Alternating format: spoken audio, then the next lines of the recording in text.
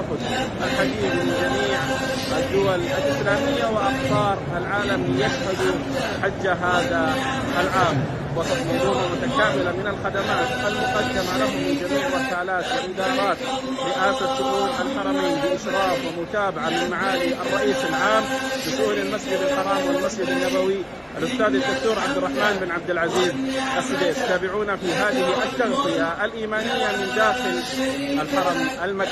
لبيك اللهم لبيك، لبيك لا شريك لك لبيك، إن الحمد والنعمة لك والملك لا شريك لك. لبيك اللهم لبيك، لبيك لا شريك لك لبيك، إن الحمد والنعمة لك والملك لا